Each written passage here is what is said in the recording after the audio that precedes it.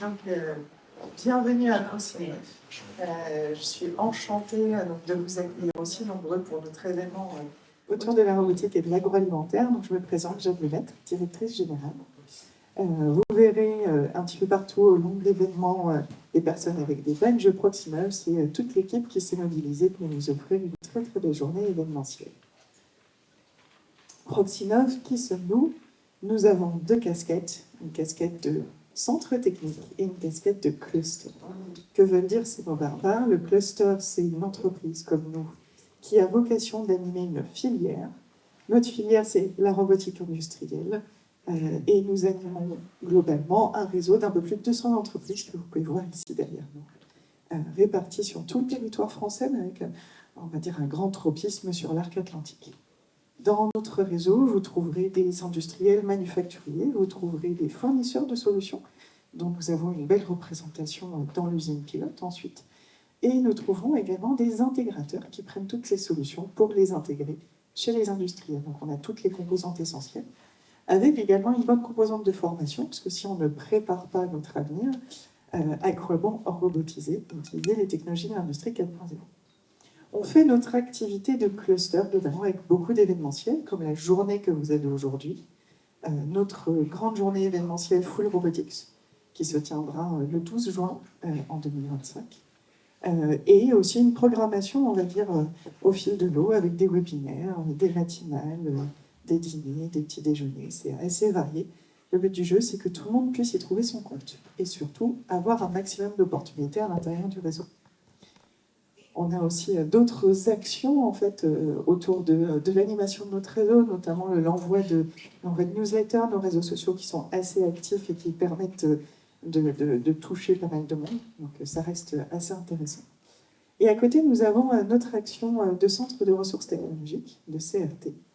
Donc là, notre but et notre mission, c'est d'accompagner des industriels, plutôt PME, plutôt primo-accédants, sur des sujets de robotisation. On va aller lever les verrous technologiques, donc, avec des études de faisabilité, des audits, du prototypage, des tests en conditions réelles.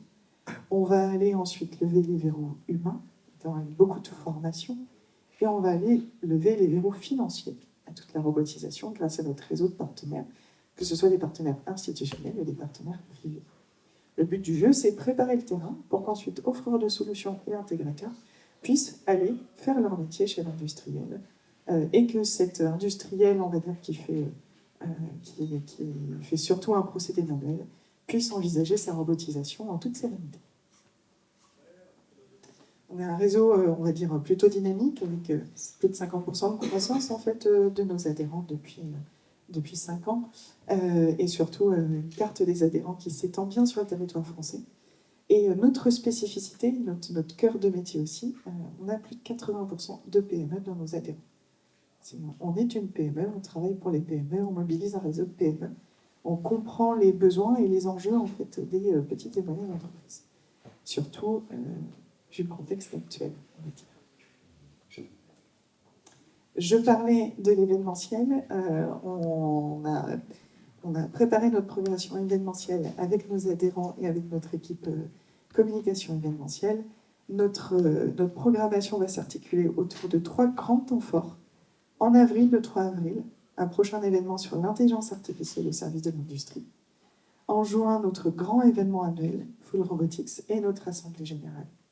Ça permet de réunir un maximum de personnes du réseau dans un moment très convivial ensuite.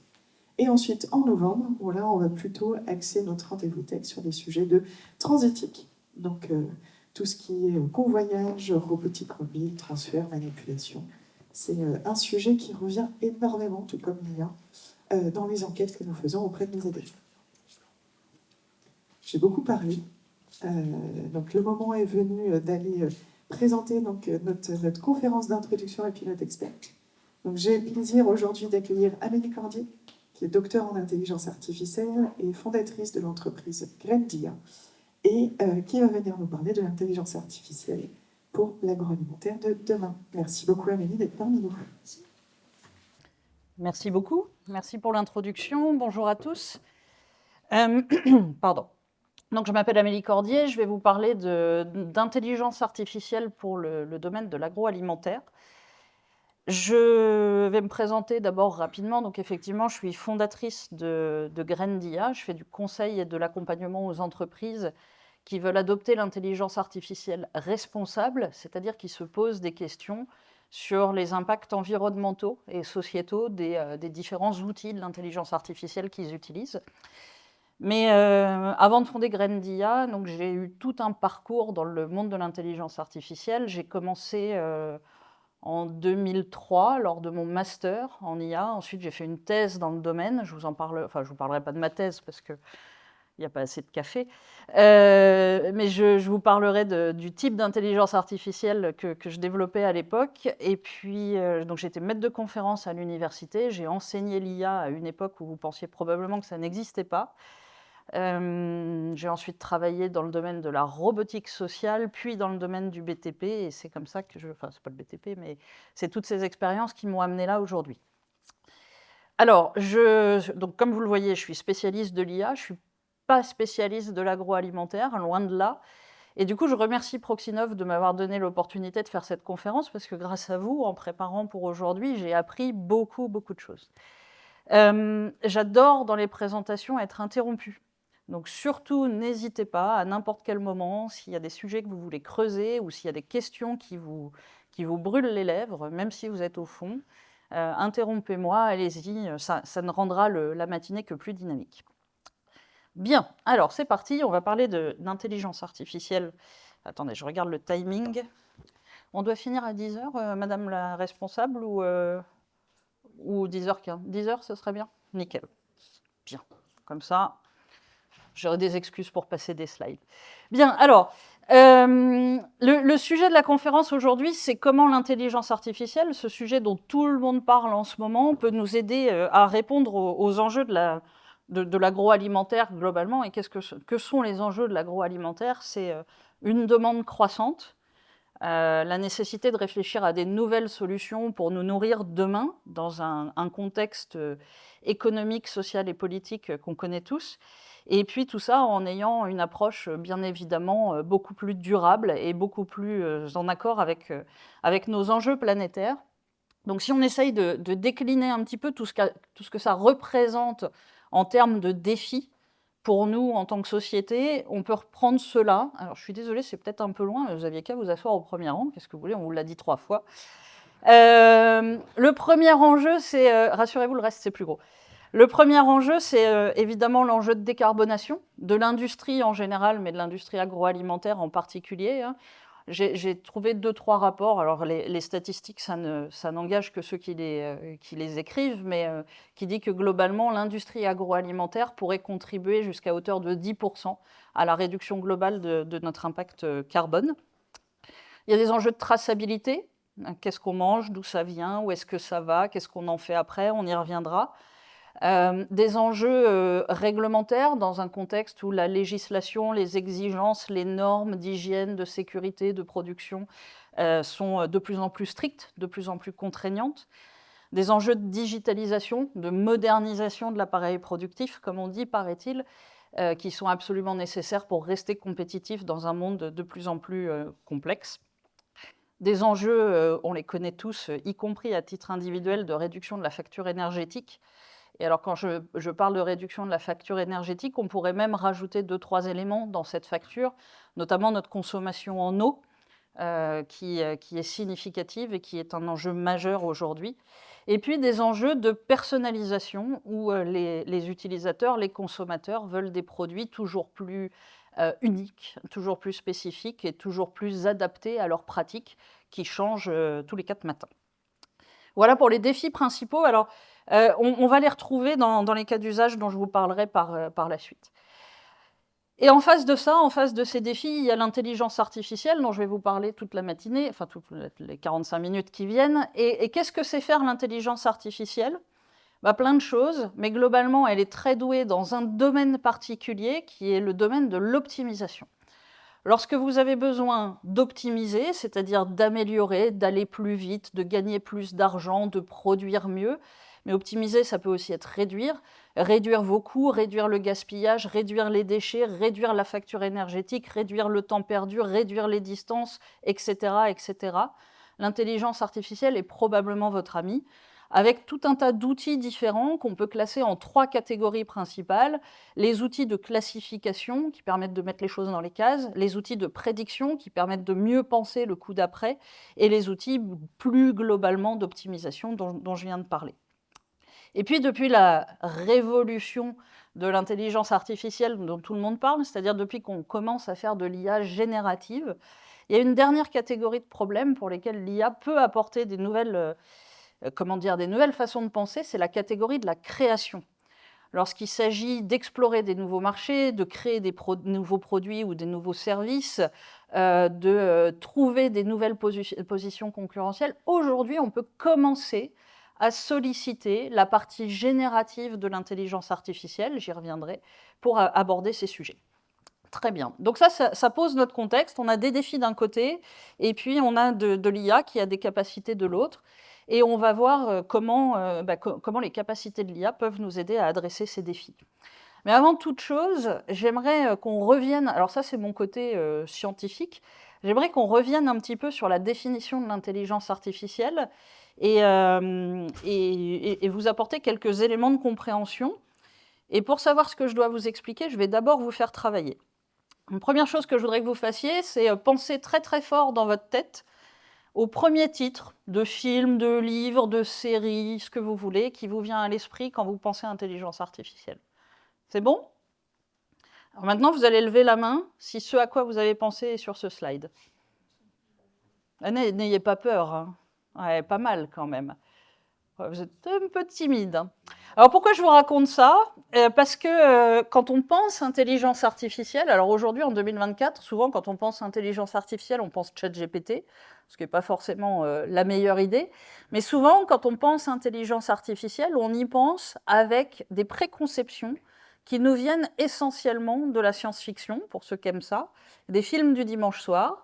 Et dans l'intelligence artificielle de la science-fiction, il y a des robots, si vous pouvez les regarder, ils sont sur les images là, qui ne correspondent pas vraiment aux robots de la réalité, que vous pouvez voir dans l'usine pilote de Proxinov. Hein, eux, ils sont capables de monter des marches, etc. Et puis, ces robots, en général, ils ne veulent pas forcément le bien de l'humanité, ou en tout cas, ça se termine mal. Pourquoi je vous raconte ça? Tout simplement parce que je voudrais que vous gardiez en tête le fait que quand on pense intelligence artificielle, on a des préconceptions qui sont plutôt négatives et surtout en dissonance totale avec ce qu'on sait faire aujourd'hui en intelligence artificielle. C'est important aussi parce que quand vous allez parler IA à vos collaborateurs, quel que soit le sujet que vous voulez porter, dites-vous bien aussi qu'eux ont probablement ces idées, ces images de Terminator, HAL, Matrix derrière la tête et que c'est peut-être ça qui engendre une certaine forme d'appréhension pour ce que va devenir l'intelligence artificielle. Pardon. On va faire un petit quiz d'échauffement, juste pour que je situe votre niveau. En quelle année l'IA est née? 56. Qui a dit 56? Chapeau, bravo. D'habitude, j'ai le droit à 2022, 1980, je sais pas. Ah, vous avez fait votre thèse en 2003, ça doit être avant. Bien joué. Alors non, effectivement, l'intelligence artificielle est née en 1956 lors d'une conférence donc à Dartmouth College.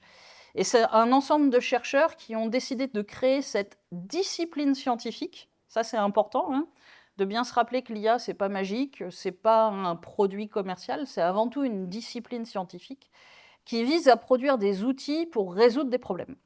Donc 1956. Alors en fait, bon, ce n'est pas le sujet ce matin, je pourrais vous en parler des heures, mais on faisait même de l'intelligence artificielle avant de lui donner un nom. On va encore faire quelques étirements. Levez la main si vous avez déjà utilisé ChatGPT. Et alors là où c'est pas drôle, c'est que vous allez la garder levée. Non, non, non, gardez la main levée. Vous allez voir, ça fait du bien aux épaules, tout ça. Vous la gardez levée si vous avez aussi déjà utilisé DALL-E, Stable Diffusion ou Midjourney. Ah, alors il y a ceux qui sont fatigués et ceux qui sont honnêtes. Et gardez-la levée si vous avez aussi utilisé Mistral et Claude. Ah, il ne reste plus que 3 mains levées hein, pour ceux qui sont devant. Alors c'est très bien, vous êtes une belle représentation de la société, c'est-à-dire qu'aujourd'hui tout le monde a entendu parler du produit phare, tout le monde a utilisé ChatGPT, et pour autant ChatGPT c'est juste la partie émergée de l'iceberg de l'intelligence artificielle. D'abord c'est un seul outil parmi la vaste catégorie des outils disponibles. parce que ceux que je vous ai cités après sont des alternatives. Hein. Mistral et Claude sont des alternatives de génération de texte. Stable Diffusion, Midjourney, DALL-E sont des alternatives de génération d'images, et j'en passe, et des meilleures. C'est assez inquiétant pour les gens comme moi, qui savent que en fait, l'écosystème des outils de l'intelligence artificielle, c'est plusieurs millions de produits, d'outils, de plateformes, et qu'en fait, la population n'en connaît qu'une. Et on va essayer d'en reparler un peu. Juste pour titiller votre conscience écologique, donc j'ai illustré quelques-uns de mes slides avec des images que j'ai générées avec une intelligence artificielle. Avez-vous une idée du nombre de fois, de l'équivalent nombre de fois que j'ai vidé la batterie de mon téléphone portable pour produire ces images?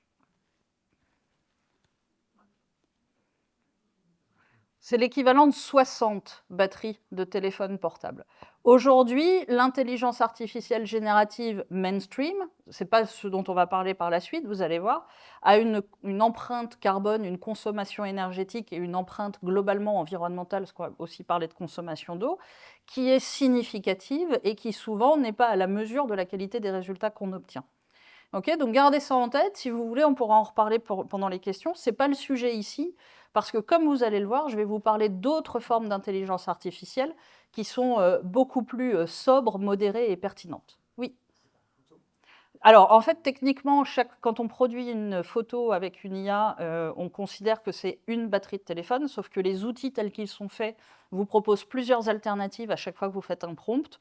Et en général, vous faites 2 ou 3 itérations pour améliorer votre photo. 5 photos, 4 alternatives par photo, 3 tentatives par alternative, 60 batteries de téléphone portable. OK? Merci pour la question. Bon, alors, pour que vous ayez quelques clés de lecture, première chose à retenir, vous avez entendu, l'IA, c'est une discipline scientifique, 1956. Le but des mathématiques, discipline scientifique, c'est de produire des outils pour travailler dans la vraie vie, par exemple faire des calculs de charge, de déplacement, etc. Le but de l'intelligence artificielle, c'est pareil, c'est de produire des outils pour résoudre des problèmes. On considère dans l'IA qu'il y a plusieurs familles d'outils, que je résume sur ce graphique que j'aime beaucoup et qui permet de bien comprendre les choses. Depuis 1950, on fait de l'intelligence artificielle que l'on appelle symbolique. C'est ce que je faisais pendant ma thèse. Je vous avais promis que je vous en reparlerai, ça y est, c'est fait. L'intelligence artificielle symbolique, c'est une forme d'intelligence artificielle où on programme des machines pour qu'elles résolvent des problèmes. Typiquement, Deep Blue, lorsqu'il a battu Kasparov aux échecs, c'était de l'intelligence artificielle symbolique. On lui avait programmé les règles de déplacement des pièces aux échecs, programmé quelques heuristiques, quelques stratégies pour ne pas faire des calculs inutiles. Et la seule raison pour laquelle Deep Blue a battu Kasparov, c'est parce que sa mémoire, sa capacité à imaginer toutes les conséquences possibles de chacun des coups qu'il joue jusqu'aux fins de partie, était bien supérieure à celle de Kasparov. Force brute, il a gagné. Depuis les années 80, pour resituer, les années 80, on commence à avoir les premiers ordinateurs personnels, on commence à avoir un peu de disque dur pour stocker de la donnée, un peu de puissance de calcul. On a une autre forme d'intelligence artificielle qu'on développe en parallèle de la première, qui est l'intelligence artificielle dite numérique, ou apprentissage machine, ou machine learning. Il y a plein de noms. Et là, l'idée, c'est qu'on ne va pas programmer les machines, mais on va les entraîner à résoudre des problèmes. Et pour les entraîner, en fait, il nous faut plein d'exemples de problèmes et de leurs solutions, et on apprend des modèles mathématiques. Vous avez tous utilisé ça à plein de reprises. Par exemple, vous avez tous un filtre anti-spam dans votre boîte mail. C'est du machine learning. Depuis 2012, un petit peu avant, techniquement, une discipline qui s'appelle le deep learning, donc l'apprentissage profond, fait beaucoup parler d'elle. Donc dans le deep learning, on est dans la sous-catégorie du machine learning, c'est-à-dire qu'on entraîne des machines à résoudre des problèmes, mais on n'entraîne pas n'importe quel modèle mathématique, on en entraîne un en particulier qu'on appelle les réseaux de neurones. Et ce qui est intéressant avec les réseaux de neurones, c'est que c'est une architecture relativement simple, je ne vous l'expliquerai pas aujourd'hui malheureusement, une architecture relativement simple, mais qui permet d'adresser une vaste diversité de problèmes. Première chose qu'on adresse avec les réseaux de neurones, c'est la reconnaissance d'objets dans des images, la reconnaissance de chatons dans des photos de chatons. Et depuis 2022, donc le deep learning, on a déjà plus de puissance de calcul, on a beaucoup plus de données, etc. Et depuis 2022, le monde s'enthousiasme pour l'intelligence artificielle parce que l'arrivée de l'IA générative, donc c'est-à-dire c'est une forme de deep learning, mais où on ne s'amuse plus à reconnaître des chatons dans des photos, mais où on commence à créer du contenu, générer des textes en résumé, générer de la vidéo, générer des images, de la voix, etc. etc. Tout ça, ça ouvre une nouvelle, un nouveau domaine d'application et qui, pour le coup, n'est plus accessible uniquement aux spécialistes, parce que tout le monde n'a pas besoin de reconnaître des chatons dans des images, mais qui est accessible à tous, parce que vous pouvez demander à ChatGPT la recette de l'omelette aux œufs de vache, ou que vous pouvez lui demander quel hameçon il faut utiliser pour aller à la pêche à la truite ce week-end. OK? Donc voilà, ça, c'est les grandes familles d'intelligence artificielle. Si on voulait détailler un peu, en fait, la caisse à outils d'un ingénieur en intelligence artificielle, ça ressemble plutôt à ça. C'est petit, c'est normal, le but du jeu, c'est pas de tout lire, hein, mais c'est que vous ayez ce feeling que quand on a un problème à résoudre, quand on a un clou à planter, on n'utilise pas forcément un tournevis, on utilise un outil adapté et il faut aller le trouver dans la caisse à outils, il faut aller trouver le marteau. Donc là, vous allez trouver toutes les approches d'intelligence artificielle dont on parle beaucoup aujourd'hui autour du traitement du langage, le NLP en bas, en mauve, mais vous allez aussi trouver la robotique, la vision par ordinateur, les réseaux de neurones plus généralistes, les systèmes de classification, etc. etc. Donc aujourd'hui, quand on se lance dans un projet d'intelligence artificielle, la question, c'est pas comment bien prompter ChatGPT, mais c'est comment identifier les outils pertinents pour résoudre les problèmes que vous avez à résoudre. Et donc la question 0, c'est quoi votre problème? Alors on va regarder un peu les problèmes de l'agroalimentaire et essayer de mettre ça en relation, enfin des cas d'usage de l'intelligence artificielle. Et dans le choix des cas d'usage que j'ai fait, on va aller de, comment dire, je ne vais pas dire du plus simple, mais de celui qui est devenu une commodité depuis bien longtemps déjà, parce que c'est des problèmes qu'on sait résoudre depuis des années, depuis plus de 20 ans pour certains, jusqu'aux cas d'usage les plus modernes. Et vous allez voir que plus on va avancer dans cette espèce de frise temporelle des cas d'usage, plus on va se rapprocher des outils de l'IA, entre guillemets, moderne, et notamment de l'IA générative. Très bien, pas de questions, c'est bon, tout va bien. Alors le premier cas d'usage que j'ai choisi, vous pourrez probablement en voir des exemples un jour ou l'autre en fonction dans l'usine pilote ici. Il y a plein d'adhérents de Proxinov d'ailleurs, dont celui que j'ai choisi qui traite du sujet. C'est tous les cas de contrôle qualité visuelle. Ça, on sait le faire depuis des années, on s'améliore évidemment d'année en année. L'idée, elle est simple, hein, c'est que vous avez une caméra, donc vision classique, parfois d'ailleurs pas caméra classique, ça peut être des caméras infrarouges, on peut imaginer des caméras 3D, ça dépend de votre problème à résoudre. Et puis derrière, on va utiliser de l'intelligence artificielle. Alors ceux qui font de la vision vont rigoler en me disant « bah non, c'est de la vision ». Mais oui, c'est une forme d'intelligence artificielle pour analyser le produit et faire du contrôle qualité, détecter des défauts, faire du comptage éventuellement. Et puis, bah, évidemment, si on couple ça à une petite solution robotique sur une chaîne de production, ça permet, sur un produit défectueux, soit de réparer, si c'est possible. Si vous êtes en train d'étaler de la sauce tomate sur une pizza et qu'il en manque à un endroit, bah, peut-être que c'est réparable. Soit tout simplement d'écarter le produit de la chaîne parce que ça ne satisfait pas. Donc ici, j'ai pris des exemples, par exemple, chez Visionary, qui est adhérent Proxinov, mais vous pouvez en trouver plein. Ce qui est intéressant avec tout ce qui est vision par ordinateur pour le contrôle qualité, c'est de voir comment ça évolue. Il y a 20 ans, quand on faisait ce genre de choses, c'était c'est bon, c'est pas bon. Le contrôle qualité était très binaire. Et puis, il fallait entraîner le modèle pendant plusieurs mois. Et ça marchait sur des chaînes de production qui produisent exactement le même type de produit depuis des années. Alors, production de croissants à la chaîne ou ce que vous voulez. Aujourd'hui, on va vers des systèmes qui sont de plus en plus dynamiques, de plus en plus agiles, et notamment qui s'adaptent à des productions en petite série où on va pouvoir dire ah bah aujourd'hui sur ma chaîne je fabrique des croissants mais demain je ferai des cinnamon rolls et du coup bah, il faut que je réentraîne mon système pour être capable de faire du contrôle qualité sur mes cinnamon rolls et je vais en prendre quelques photos, j'ai plus besoin d'une base de données de 10 millions de photos de croissants, mais juste avec quelques photos je vais pouvoir faire ce qu'on appelle du few shot learning, je vais pouvoir améliorer mon modèle directement pour qu'il soit capable de faire du contrôle qualité sur un nouveau type de produit.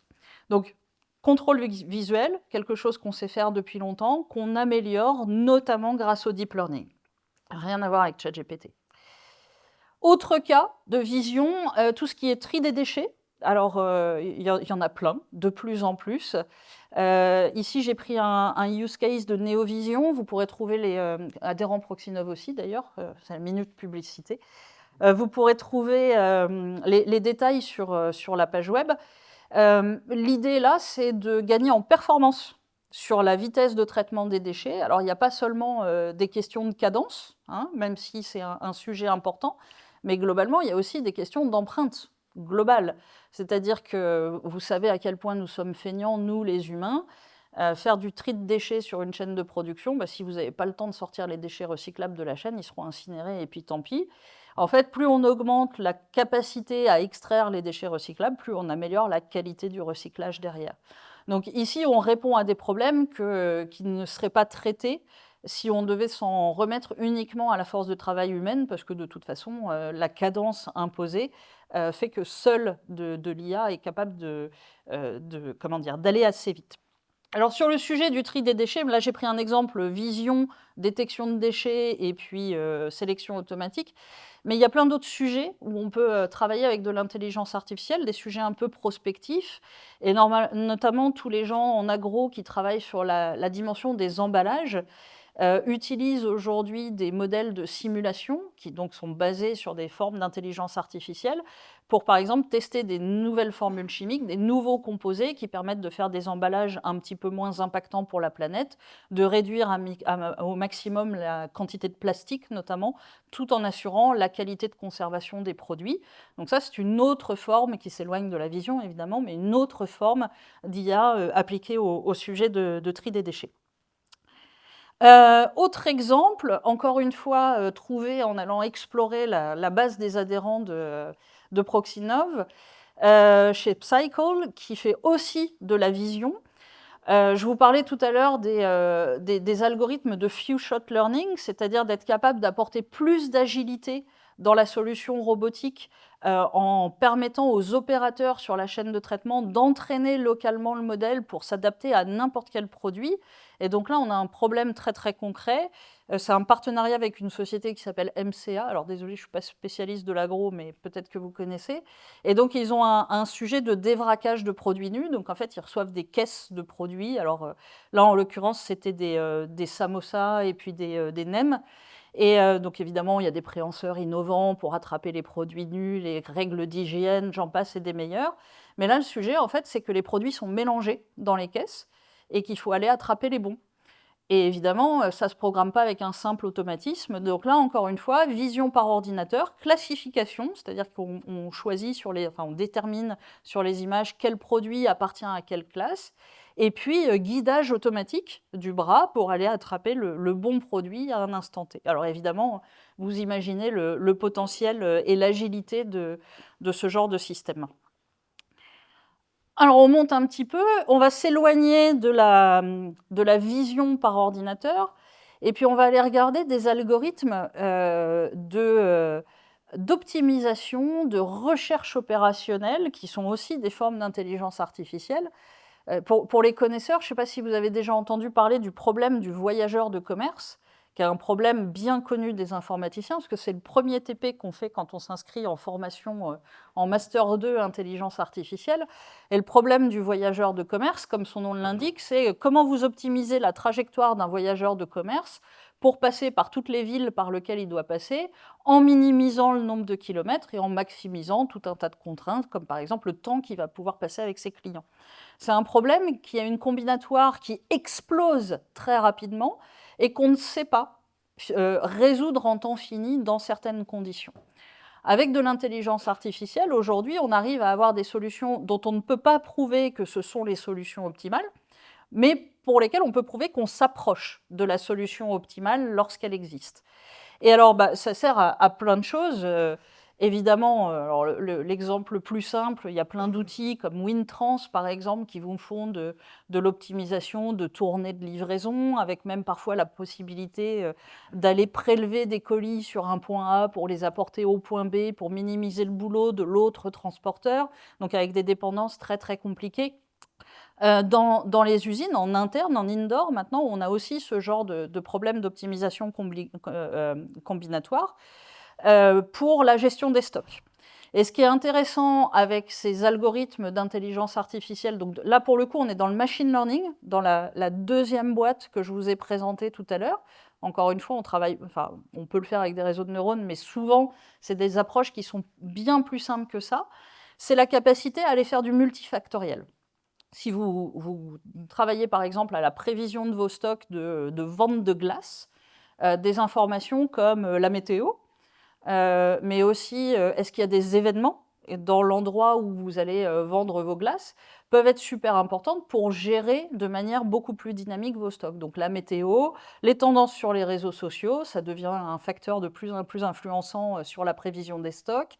Qu'est-ce qu'on peut prendre d'autre? Le contexte politique, les concerts à proximité, les influenceurs qui ont dit que finalement les glaces c'était pas bon pour la santé, etc., etc. Aujourd'hui, on peut avoir des algorithmes beaucoup plus dynamiques. Alors là, les exemples de succès ou pas, d'ailleurs, que j'ai pris, bon, il y a évidemment, si vous voulez voir la référence en la matière, allez voir la gestion des stocks chez Amazon. L'autre exemple, c'est, comment il s'appelle, Walmart, qui avait lancé un très très gros projet de robot mobile pour faire de l'inventaire en magasin, donc avec un petit robot donc mobile, comme son nom l'indique, capable de passer dans les rayons, de scanner les produits, de faire du comptage en rayons, et puis de mettre à jour automatiquement les inventaires. Alors, il se trouve qu'ils ont arrêté le projet en novembre, là.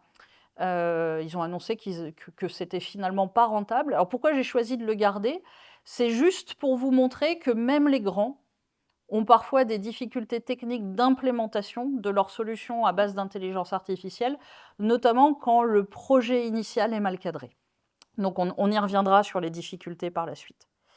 Toujours dans les modèles prédictifs, donc vous vous souvenez, hein, l'IA elle est bonne pour classifier, prédire, optimiser et créer. Dans les modèles prédictifs, on est de plus en plus dans une approche de la fourche à l'assiette, c'est-à-dire qu'on aimerait être capable de tracer la gestion, la production, les stocks, les éventuelles difficultés à venir. Alors, typiquement sur la production du blé, si vous êtes marchand de petits gâteaux et que vous savez que les 2 dernières années en termes de production de blé ont été catastrophiques, vous pouvez automatiquement, en faisant 2-3 petits calculs bien sentis, comprendre que votre vente de gâteaux, ça va être un peu plus compliqué aussi. Donc aujourd'hui, on a de plus en plus de systèmes intégrés, interopérables, c'est-à-dire que les données qui sont collectées à un endroit donné vont être transmises à tous les acteurs subséquents de la chaîne, qui permettent d'avoir globalement une meilleure gestion globale jusqu'au produit fini en rayon, en supermarché. Là, l'exemple que j'ai choisi, je les ai croisés il n'y a pas très longtemps. Donc c'est Axians, qui est une filiale de Vinci, qui travaille avec New Holland et qui fait des tracteurs connectés. Donc jusque-là, tout va bien. Qui sont capables de délimiter des parcelles de 5 mètres carrés et d'évaluer en temps réel la qualité du grain produit sur les parcelles de 5 mètres carrés. Évidemment, il y a tous les services de optimisation du temps de moissonnage, optimisation de l'eau pour l'arrosage, pas de pesticides parce que du coup, il n'y a pas besoin, bon timing de récolte, logistique de transport du grain jusqu'à l'usine, etc., etc. Mais ce qui est intéressant aussi dans l'application, c'est que ça remonte, enfin ça, oui, ou ça descend, vous voyez ça comme vous voulez, dans tous les acteurs de la chaîne, et notamment chez les clients, qui sont informés en temps réel et en prédictif du prix du grain dans les 3 à 6 prochains mois, en fonction de la qualité de la production. Donc ça, cette vision globale, beaucoup plus transparente, beaucoup plus homogène de la chaîne de production, elle est aussi rendue possible parce que tous ces calculs, toutes ces prédictions, on peut les faire avec des modèles d'IA de plus en plus raffinés. On va continuer à monter sur la dimension prédictive toujours, donc capacité historique de l'intelligence artificielle. La maintenance prédictive des machines, c'est un sujet essentiel. Il y a plein de façons de le faire. Des approches purement statistiques. Toutes les machines tombent en panne au bout de 2 ans. Ça fait 1 an et demi que je l'ai. Peut-être que je vais faire quelque chose. Ou alors des approches beaucoup plus subtiles comme l'analyse vibratoire, avec des petits capteurs tout simplement qui vont en temps réel regarder comment la machine vibre, où sont les moteurs, et vous alerter avant que la panne ne subvienne, que potentiellement il y a une maintenance à prévoir.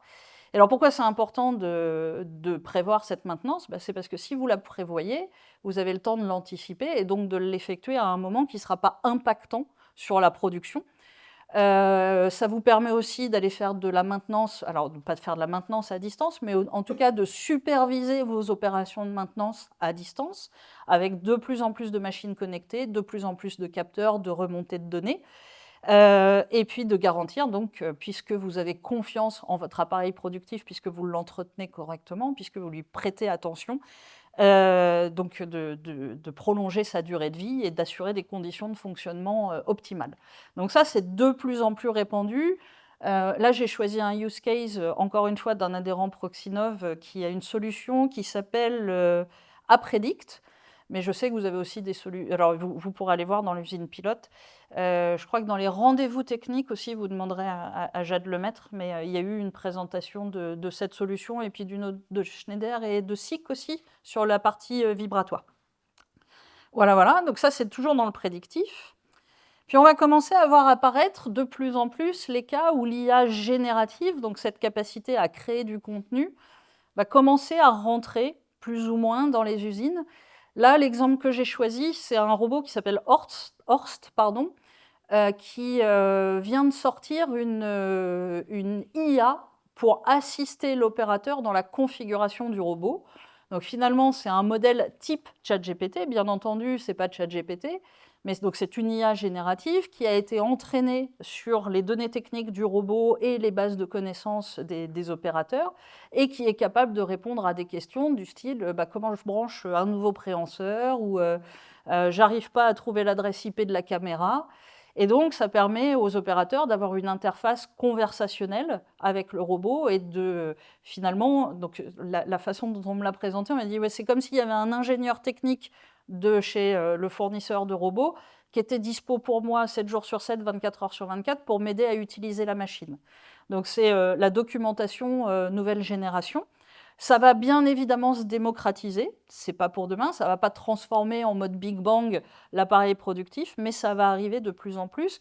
Et ça ouvre des sujets intéressants qui ont déjà été défrichés par les approches de programmation par démonstration, no-code, low-code, j'en passe et des meilleurs, où de plus en plus, on va vers des machines où des opérateurs qui ne sont pas forcément des automaticiens ou des roboticiens vont pouvoir faire des tâches, au début rudimentaires, et puis ensuite de plus en plus spécifiques, sur des machines dont la complexité technologique est assez élevée.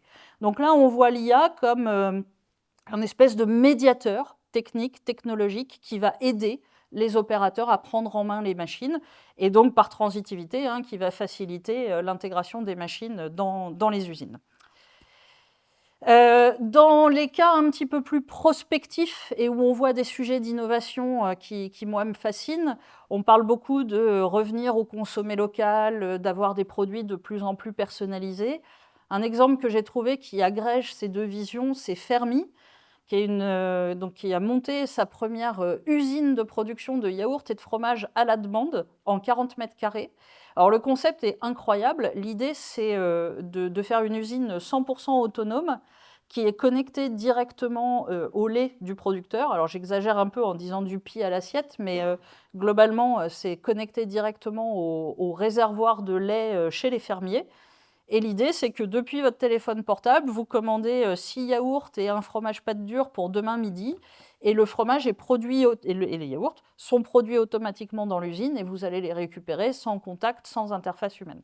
Alors, vous allez me dire, ouais, c'est un peu futuriste, on ne va pas faire ça pour tout et n'importe quoi. Il y a quand même des avantages assez intéressants, notamment en termes de valorisation du producteur, parce que du coup, vous savez que c'est avec le lait de Marcel qui habite à 4 km de chez vous que votre yaourt est fait, et pas avec le lait de Marcel qui a été mélangé avec les 630 autres producteurs laitiers du coin. Donc il y a une revalorisation de l'agriculteur. Il y a une diminution des coûts de transport, de stockage, de froid, j'en passe et des meilleurs. Mais aussi, il y a cette vision du fait que finalement, automatiser la production, c'est peut-être pas créer des usines de 5000 m², c'est peut-être un modèle différent qu'il faut imaginer, et que l'intelligence artificielle, en tout cas les algorithmes d'optimisation, peuvent nous permettre de réduire les coûts et donc de rendre ce genre de projet possible. Autre sujet, donc je vous ai parlé dans les défis au début de la réduction de la facture énergétique. Alors là, aujourd'hui, factuellement, c'est là où les algorithmes de machine learning excellent. Un des exemples que j'ai choisi, c'est une société que je connais très bien, qui est lyonnaise, qui s'appelle Energency, et qui globalement fait de l'analyse théorique de la consommation de machines à forte consommation électrique, typiquement des fours ou des groupes frigorifiques ou ce que vous voulez, et compare la consommation effective à la consommation nominale selon la documentation, et en déduit les dérives de consommation. Fuite, panne, mauvais usage, démarrage à froid, j'en passe et des meilleurs. Et donc le système vous fait des recommandations sur ce qu'il faudrait faire sur votre installation en place pour réduire votre consommation énergétique. Et là où le business model est très intéressant, c'est qu'ils arrivent à se rémunérer sur la réduction de conso énergétique effectivement produite. Autre exemple, alors là on n'est plus sur la réduction de la conso élec, mais sur la minimisation des émissions, notamment, donc c'est Closure qui fait des groupes frigorifiques et qui fait exactement le même système, de l'IA qui analyse en temps réel les entrants, les sortants et qui vous alerte dès qu'il y a quelque chose qui n'est pas normal, mais qui peut aussi faire de l'équilibrage dynamique alors typiquement, vous savez qu'aujourd'hui on peut faire de la récupération de froid. C'est pas toujours pertinent de faire cette récupération de froid, notamment quand ça vous consomme plus d'électricité que d'énergie que vous récupérez dans le froid. Et là, aujourd'hui, avec de l'IA, vous pouvez tout simplement avoir des modèles prédictifs qui vous disent oui, là, on appuie sur le bouton parce que c'est pertinent, ou non, on ne le fait pas parce qu'en fait, le jeu n'en vaut pas la chandelle, la consommation énergétique ne justifie pas le froid récupéré. Alors, en appliquant tous ces concepts, il y a Innocent qui développe depuis plus de 10 ans. Donc c'est quand même une vision qui, à l'époque, devait être assez visionnaire et qui, aujourd'hui, paraît juste normale. Donc c'est une usine qui est basée à Rotterdam, qui est soi-disant l'usine du futur, donc à impact carbone positif, en révolutionnant la façon dont les matières premières sont transportées, tout par bateau avec l'énergie du fleuve à côté, en limitant considérablement les émissions de CO2, parce que, bon, c'est que des énergies renouvelables, donc solaire et éolien, avec un smart grid qui répartit automatiquement la consommation énergétique de l'usine possible en fonction de l'énergie produite à un instant T. Autrement dit, quand ça souffle, ça produit plus de bouteilles que quand ça souffle pas. Qui réduit évidemment sa consommation d'eau, qui est un enjeu fort, et qui, accessoirement, a aussi vu qu'améliorer le bien-être au travail, c'était une bonne idée. Et donc, l'intérieur de l'usine est une forêt. Voilà, ça, donc, il faut le savoir. Donc, les gens travaillent au milieu des arbres. J'ai hâte de pouvoir visiter ça. On va continuer sur les cas un peu plus prospectifs. On parlait d'IA générative, donc vous savez que vous pouvez demander à ChatGPT de vous écrire la recette de l'omelette aux œufs de vache et qu'il va le faire. Donc aujourd'hui, les IA génératives, tout modèle confondu, ont cette capacité à produire du contenu, modulo un ensemble de critères que vous pourriez donner en amont, par exemple des critères de réalisme. L'omelette aux œufs de vache, c'est pas très réaliste. Il faudrait un peu travailler sur la génétique des vaches pour y arriver. Mais du coup, il y a des applications qui, moi, m'ont fascinée là, quand j'ai préparé cette présentation. Notamment, je suis tombée sur Testwise, qui est une plateforme basée sur de l'IA. Alors, il y a une partie de prédictif, dont je vous ai parlé, mais il y a aussi une grosse partie de génératif. Et l'idée de Testwise, c'est d'analyser en permanence les tendances sur les réseaux sociaux, ce que les influenceurs disent en termes de food, de bien-être, de nutrition, de régime, je ne sais quoi. Et puis, se connecte également à des bases de données nutritionnelles, des bases de données produits, et vous fait automatiquement de la génération de nouveaux produits candidats qui pourraient plaire à vos consommateurs. Alors ça, je demande à voir, hein, je ne connais pas de gens qui l'ont utilisé au quotidien, mais en tout cas, pour avoir un petit assistant brainstorming qui vous dit quel chocolat sortir à Noël pour l'année prochaine pour avoir du grand succès, peut-être que ça vaut le coup de tester, j'en sais rien. Sachez qu'il existe aussi le même genre d'outil, mais un peu plus scientifique, où l'idée c'est de prendre la formulation chimique d'un aliment, typiquement des croquettes pour animaux, et d'utiliser l'IA pour aller modifier cette formulation chimique pour utiliser d'autres composants à la base de l'aliment qui seraient peut-être moins chers ou plus autorisés dans certains pays. Voilà, donc aujourd'hui, avec des modèles d'IA, alors là pour le coup pas génératifs, hein, mais vous pouvez faire ce genre d'application. Alors, ça peut faire rire, hein, les tendances sur les réseaux sociaux, mais moi je suis intimement convaincue que c'est pas neutre. Bon, vous allez voir les services marketing de tous les Nestlé et autres vous diront exactement la même chose. Je ne sais pas si vous avez suivi cet été, il y a eu le scandale du concombre en Islande. Les supermarchés se sont retrouvés à court de concombres. On a crié à la pénurie de concombres. Et il se trouve que c'est parce qu'il y avait une recette de salade de concombre qui était devenue virale sur TikTok. On peut tout à fait comprendre quand on prend cet exemple que, vu la direction dont on va en tant qu'humanité en termes de réseaux sociaux, ce genre de phénomène risque de se reproduire à l'avenir. Alors, en parlant de trucs un peu fous, pour parler d'hyper-personnalisation de produits, toujours avec de l'intelligence artificielle, 2 cas, donc Nestlé au Japon, qui veut vous vendre des compléments alimentaires spécialement adaptés à vos besoins, donc il va analyser votre comportement. Est-ce que vous courez? Est-ce que vous faites de la natation? Est-ce que vous bricolez le dimanche? Votre taille, votre poids grâce à votre balance connectée, tout ça. Plus, parce qu'ils peuvent se le permettre au Japon, votre analyse ADN, et va vous dire la capsule qui va bien pour que tu aies le parfait équilibre nutritionnel en termes de je sais pas quoi, oligo-éléments, machin, truc, bidule, c'est ça. Et on va vous vendre la capsule Nespresso du bien-être basée sur votre analyse ADN. Bon, je sais pas, on n'est peut-être pas là en France. En revanche, un autre article sur le groupe Bell, qui est un acteur phare dans le fromage vegan, vient de signer un partenariat avec une société qui s'appelle Climax, ou Climax, je ne sais pas comment on dit, qui travaille sur la dimension composants biologiques des aliments, et donc qui est capable de faire des recettes alternatives, préservant les capacités nutritives des ingrédients, toujours grâce à de l'intelligence artificielle. Ok, c'était des cas d'usage. Alors, juste pour vous donner un ordre d'idée, parce que je vous ai parlé de plein de choses, je vous ai parlé de vision, je vous ai parlé de modèles prédictifs, je vous ai parlé d'optimisation, on a parlé de robotique, évidemment, parce qu'il faut bien faire les choses au bout d'un moment. On a parlé d'IA générative, de traitement du langage. Ces 2 diagrammes montrent, alors c'est un peu enfoncer des portes ouvertes si vous écoutez l'actualité, mais montrent l'augmentation progressive de la part de l'intelligence artificielle dans le business de la nourriture et des boissons. Donc bien évidemment, on est sur une croissance exponentielle.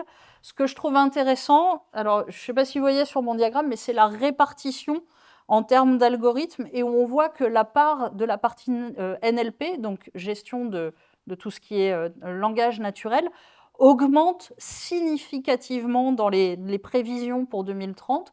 Donc on peut imaginer que tout ce dont je vous ai parlé à la fin, génération d'idées, analyse des réseaux sociaux, analyse des tendances, va prendre un rôle de plus en plus important. Ça ne va rien changer, à part la partie assistance, sur la façon dont ça se passe dans les usines, mais ça va tout changer sur la façon dont ça se passe avec les clients. Alors, pour conclure cette présentation assez rapidement, je vais vous parler, selon moi, des enjeux, des difficultés, des problèmes qu'il y a quand on veut déployer des sujets d'intelligence artificielle en entreprise, quels que soient les sujets. Ça vaut pour tous les use cases que je viens de vous raconter. Alors, la première chose sur laquelle j'aimerais attirer votre attention, c'est que quelle que soit la verticale métier à laquelle vous vous intéressez, que ce soit la finance, le commerce, le marketing, les opérations, la logistique, et j'en passe des meilleurs, comme je viens de vous le montrer, il y a des applications de l'intelligence artificielle qui permettent de résoudre des problèmes concrets dans chacune de ces verticales. Vous êtes au marketing, vous faites de l'A/B testing. Aujourd'hui, il y a des solutions d'IA qui automatisent tout votre A/B testing, parce que pourquoi le faire à la main ? Vous faites de la logistique, si vous avez plus de 2 camions, vous avez forcément un soft d'optimisation des livraisons, etc. etc. Et jusqu'à maintenant, ça fait 20 ans qu'on déploie des produits d'intelligence artificielle en entreprise. Jusqu'à maintenant, l'IA résolvait des problèmes, donc le sujet était cadré, le périmètre était délimité, on savait là où on allait. Aujourd'hui, ce qui change, c'est la flèche jaune. C'est qu'en plus de tout ça, on voit arriver des applications transversales de l'intelligence artificielle, un peu en mode shadow IT, il y a des DSI dans la salle. C'est-à-dire qu'en fait, tout le monde a son téléphone, tout le monde demande des trucs à ChatGPT, tout le monde traduit automatiquement ses textes avec ChatGPT ou avec DeepL. À la com, au marketing, on génère sûrement des images avec des outils comme Midjourney ou Stable Diffusion. Et ça pose tout un tas de problèmes. Alors, je ne dis pas qu'il ne faut pas le faire, Je dis juste qu'il faut se poser quelques questions d'encadrement. Le premier problème que ça pose, c'est que la majorité des collaborateurs qui font ça n'ont aucune idée de l'impact en termes d'environnement, ça c'est un sujet, mais aussi de sécurité des données, d'image de marque de l'entreprise. Aujourd'hui, ça c'est un sujet qu'il va falloir gérer en entreprise. Alors, quoi que vous fassiez, que vous décidiez d'intégrer ou pas de l'intelligence artificielle dans votre service, dans votre département, dans votre entreprise, en fait, parce que vous avez vu ma flèche jaune, vous l'avez compris, maintenant c'est là. Et donc, il faut gérer. Alors, pour gérer, moi, mes conseils, c'est de prendre le taureau par les cornes, d'accepter que de toute façon, il y a une part de shadow IT avec l'intelligence artificielle et d'essayer de la contenir. Alors pour ça, il faut, selon moi, cartographier les usages de vous et de vos collaborateurs en matière d'intelligence artificielle, investir sur l'acculturation et la formation, je vais y revenir juste après. Je vous conseille fortement d'encadrer les usages et à minima de mettre à jour votre charte informatique pour prendre en compte l'arrivée de ces nouveaux outils. Et puis, on verra si vous avez déjà entendu parler de l'AI Act. Alors, pourquoi investir sur la formation ? Je ne vais pas vous lire tout le slide, ce n'est pas le sujet, je vous les laisserai de toute façon. Enfin, je les laisserai à Proxinov, ils en feront ce qu'ils veulent. Mais pourquoi investir sur la formation ? Tout simplement pour éviter l'effet « je ne savais pas ». Aujourd'hui, un collaborateur qui reçoit un document en anglais confidentiel et qui ne parle pas bien anglais, il va demander à ChatGPT de lui résumer et de lui traduire en français. Votre document, il est parti chez ChatGPT, à moins que vous ayez mis les procédures en place pour limiter la fuite des données, mais ça, aujourd'hui, ce sont des sujets sensibles. Donc, mon conseil numéro 1, quoi qu'il arrive, quels que soient vos sujets, sur toute la dimension IA générative, investissez sur la formation. Alors, on parlait de mettre de l'IA en entreprise. Pareil, petit conseil, juste comme ça. 1, identifiez vos problèmes. Ne vous dites pas « ouais, l'IA, c'est génial, il faut que je le fasse ». Non, non, non. Vous avez des problèmes. Si l'IA peut vous aider, alors faites-le. Mais commencez par définir vos cas d'usage, essayez de calculer le ROI d'adopter une solution d'intelligence artificielle et après, lancez-vous. Ne sous-estimez pas les coûts d'intégration qui sont significatifs. Un projet d'intelligence artificielle, c'est un tout petit peu plus compliqué qu'un prompt ChatGPT. Ça a des tenants, des aboutissants. Vous allez devoir connecter votre nouvelle solution avec votre infra existante. Ce n'est pas gratuit, ni en temps, ni en argent. Cadrez votre problème, essayez d'estimer toutes les conséquences. Ayez des compétences en interne qui sont capables, à minima, d'être sponsors du projet. C'est une bonne idée. Et surtout, si vous n'en avez pas ou si vous n'en avez que peu, faites-vous accompagner et n'hésitez pas à aller voir les dispositifs de financement qui existent, notamment à l'échelle française. Il y en a en Pays de la Loire, il y a DIVA par exemple, puis il y en a au niveau national avec AI Booster, qui vous permettent, IA Booster d'ailleurs, qui vous permettent en fait de dérisquer vos premiers pas dans le domaine de l'intelligence artificielle. Et puis dans la colonne de droite, il y a quelques limites et opportunités sur lesquelles je voudrais insister. Je vous ai parlé tout à l'heure de Walmart, qui est quand même un grand groupe qui arrive à se casser la figure avec un projet d'IA. Aujourd'hui, comme je viens de vous le dire, intégrer un projet d'intelligence artificielle, ça a un coût, c'est pas neutre.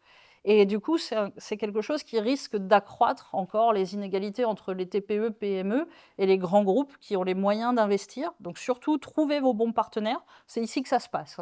Trouver les bons partenaires, c'est dans les réseaux, les clusters, c'est trouver les bons acteurs de vision, les bons acteurs d'Optime qui vont être capables de vous accompagner à des tarifs qui ne sont pas les tarifs qu'on appliquerait chez des grands. Anticiper les impacts sociaux, notamment en termes de transformation du travail et de déplacement des compétences. Tout à l'heure, je vous parlais du petit assistant virtuel qui permet d'utiliser le robot facilement. Oui, mais il y a les humains qui veulent bien utiliser le petit assistant virtuel et puis prendre quelques initiatives. Et puis, il y a ceux qui vont refuser en bloc les évolutions technologiques. Et ça, il faut l'anticiper, tout simplement, dans le fonctionnement de votre organisation. Pardon. Et surtout, alors là, c'est le côté positif, n'oubliez pas que parfois, innover, intégrer de l'IA ou autre chose, d'ailleurs, c'est probablement le moyen de mettre le pied dans la porte et de garder une longueur d'avance dans un marché qui est extrêmement concurrentiel. Je pense à Fermi, à mon avis, c'est une bonne idée d'être précurseur. Ils vont essuyer les plâtres, mais ils vont aussi imposer, en tout cas proposer un nouveau modèle qui va en inspirer beaucoup. Petite dernière question, qui a déjà entendu parler de l'AI Act ? Ah, quand même, c'est bien. Super. Les autres, maintenant, vous n'avez plus d'excuses. Je vous en parle juste pour que ça soit écrit quelque part dans votre tête. Donc, depuis le 2 août de cette année, nous avons une réglementation européenne sur l'IA qui globalement encadre les conditions de production et d'utilisation de l'intelligence artificielle dans l'objectif d'instaurer un climat de confiance avec les utilisateurs. Ce que ça veut dire en français, il y a 4 catégories d'intelligence artificielle, celles qui sont considérées comme interdites parce qu'elles vont à l'encontre des droits de l'humanité, donc elles doivent quitter le territoire européen d'ici la fin de l'année. Et puis après, il y a 3 catégories, donc à haut risque, à risque modéré et à faible risque. Et selon la catégorie dans laquelle vous vous trouvez, et attention, si vous êtes producteur d'IA, mais aussi si vous êtes utilisateur d'IA, vous êtes, vous êtes tenu de respecter cette réglementation. Et donc, vous aurez tout un tas, modéré, hein, n'ayez pas peur, d'obligations de conformité, de capacité d'explication et de documentation et de transparence vis-à-vis des utilisateurs si vous déployez des modèles d'intelligence artificielle. Pour conclure, l'IA, c'est un sujet clivant, parce que c'est un sujet qui est fascinant, de par tous les produits, les problèmes que ça nous permet de résoudre.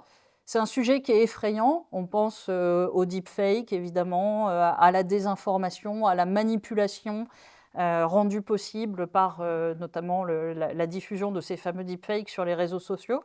C'est un sujet qui est devenu indispensable parce qu'avec vous êtes tous venus ici aujourd'hui. Qui n'a pas utilisé son GPS pour venir ici ? Voilà, l'IA est devenue indispensable. Et c'est un sujet qui est problématique parce que quoi qu'on fasse, l'IA aura toujours des biais, des problèmes d'explicabilité, des erreurs qui sont souvent difficiles à expliquer pour les humains et donc devra toujours être monitorée, contrôlée, supervisée en permanence. Pour toutes ces raisons, c'est le sujet chaud du moment. Voilà, je vous remercie. Question ? Déjà ? Ouais ? Les limites planétaires, bien sûr. Que j'ai effleuré en parlant de la partie IA générative. Alors, souvent, hein, les pros-IA vous expliqueront que c'est à la fois le problème et la solution. C'est-à-dire qu'aujourd'hui, c'est le problème parce que la consommation énergétique de certains modèles est absolument dramatique. Et c'est aussi une solution parce que optimiser du positionnement de panneaux solaires sans IA, aujourd'hui, c'est impossible. Alors, il y a l'IA Deep Learning, IA générative, ChatGPT, qui pour moi est l'IA sale, puisque tout le monde s'en sert et l'impact planétaire est immonde. Et puis il y a l'IA Vision qui tourne en embarqué sur la caméra, sur une caméra SIC par exemple, qui a une consommation énergétique qui est inférieure à celle de mon cerveau et qui potentiellement est l'avenir sur une chaîne de prod. On ne parle pas de la même chose. Merci.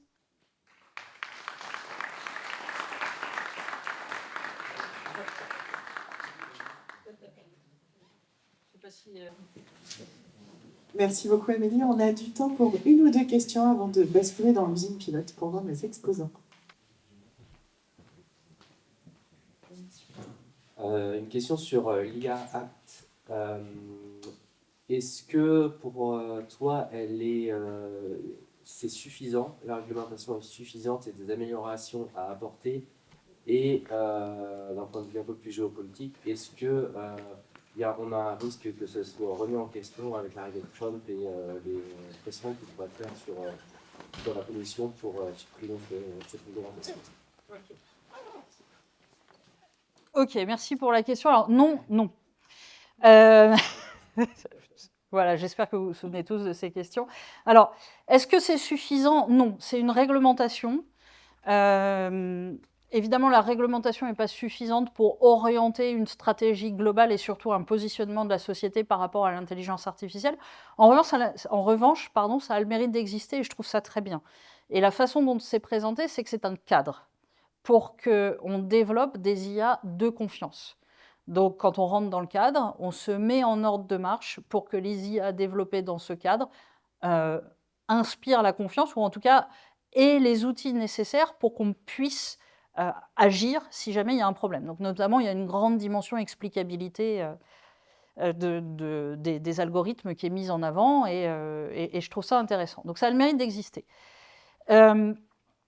Beaucoup de gens voient ça comme un frein potentiel à l'innovation et disent oui, c'est dramatique parce qu'en fait, l'Europe qui est déjà pas très en avance va continuer à accumuler du retard de développement et va se faire bouffer par la Chine et les États-Unis, qui, eux, n'ont pas de réglementation, aucun frein à l'innovation et qui peuvent faire tout et n'importe quoi. C'est pas faux, et en même temps, est-ce que c'est une raison pour ne pas faire la réglementation? Je ne crois pas. Moi, je pense que c'est une bonne chose que ça existe. Je ne pense pas que ça soit un tel frein à l'innovation. Alors, c'est clairement un frein financier, parce que certains acteurs, notamment sur des sujets chauds comme la médecine, la finance, et bon, l'armement, ça rentre dans une autre catégorie, ça va leur coûter un peu de se mettre en conformité, d'améliorer l'explicabilité, etc. Mais ça va techniquement empêcher aucun développement. Ça va juste empêcher le déploiement de certaines formes d'intelligence artificielle que l'on refuse en tant que communauté européenne parce qu'on considère qu'elles vont à l'encontre des droits de l'humanité. Typiquement, vous savez, le crédit social à la chinoise où on vous note parce que vous avez bien traversé la rue, et puis si ce n'est pas le cas, vous n'avez pas le droit de prendre le train. Chez nous, rassurez-vous, c'est interdit. Rassurez-vous ou pas, d'ailleurs, ça dépend de vos opinions. Voilà, donc ça a le mérite d'exister, je trouve ça bien, ça donne un cadre, et moi j'y vois, mais peut-être que je suis trop optimiste, je ne sais pas, mais j'y vois aussi un côté inspirant, où on va essayer, par le texte et ce qu'il propose, essayer de tirer vers le haut les développements de l'intelligence artificielle, non seulement sur le plan éthique et juridique, mais aussi sur le plan environnemental. Parce que tout le monde parle des risques, mais en fait, dans les AI Act, il y a aussi des sollicitations, des incitations à aller vers des modèles plus frugaux, plus respectueux de l'environnement, plus économiques, etc., etc.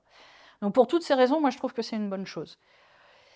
Trump, non, en tout cas, il n'y a rien qui puisse faire retirer les AI Act. En revanche, il y a beaucoup de choses qu'il puisse faire, qui puissent contribuer à continuer à permettre aux produits américains de se développer et inonder le marché européen.